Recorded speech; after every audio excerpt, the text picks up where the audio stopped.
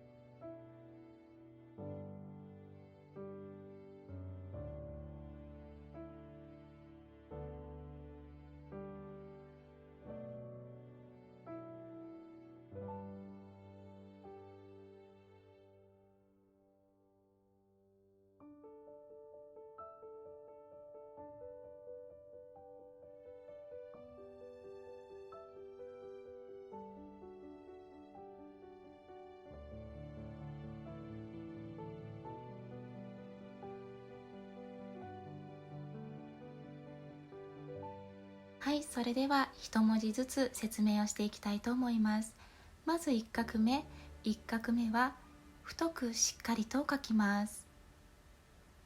筆の先を整えて、ひらがなですので滑らかに、漢字を書くように書き始めをしっかりと押さえて書くのではなく、筆の先を整えたら滑らかに少しだけ右上がり、このように書きます。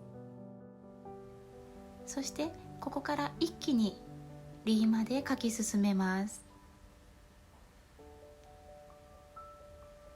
いける方はですね、リの最後まで書き進めます。こちらも続いているという意識を持ってゆっくりと筆を運んでください。そしてはい、こちらまではもう一気に書き進めます。こちら丸く書くんですけれども、ここは、広く開けてください。こちらの丸く書くところ、ゆっくり筆を運びます。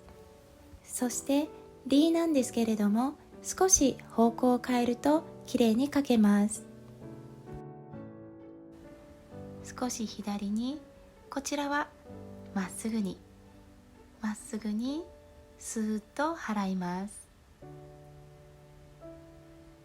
でこちらから続いているという気持ちを持ってがの書き始めは筆の先右上方向です。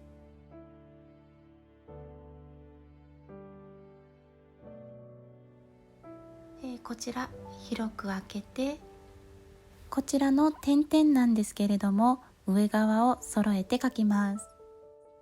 こちら少し長く、こちら間隔を空けて書いたら上の部分を揃えるように書くと綺麗だと思います。そしてとうとうなんですけれども、こちらの結びのところ、くるんとなっているところですね。少しこういう練習をすると、綺麗に書けると思います。こちらからこのように書いたらくるんと筆を少し持ち上げて回します。そして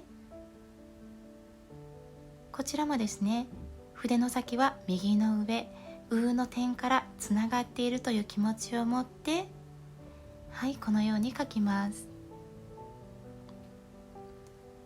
の払いなんですけれども、こちらあまり左にこのように払わないようにまっすぐ下に払ってください。まっすぐ下です。はい、続いてこは縦長く、いは横に長く、そしてまはまた縦に長く書いて、すは三角にこう上が広く、このように三角の形になるように書きます。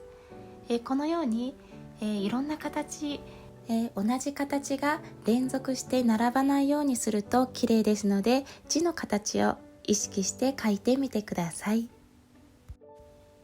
はい、ではまず5です。5を書くときは広くならないようにですね、広くならないようにこのように書きます。点々は小さく、そして次は少し横の線を強調して長く書きます。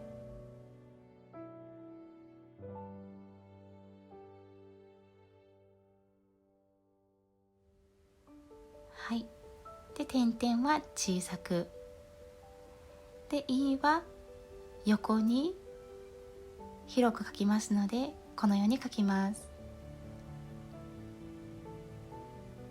まあなんですけれども、上の線を長く下を短く書いて、次は上の縦の線に向かいますので、少しこちら右上がりです。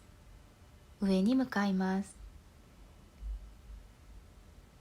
こちら結びを書いたら真ん中の縦の線を越えたところでくるんと曲げます。でこちらから、つながっているという意識を持って数を書き始めます。縦の線、そして結びを慎重に書いたら最後はスーッと払います。まずはよく使う表現ですので、もう一度書いてみます。少し右上がり、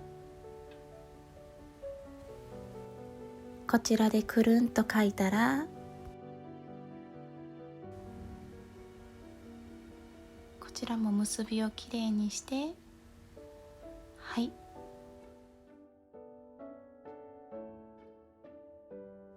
この C はですね、こう右上方向に払ってしまわずに次のタにつながるという気持ちを持ってスーッと真下に書きます。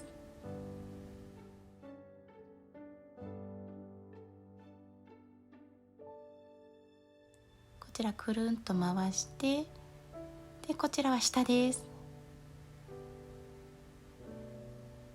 でこちらから右上がり、斜め、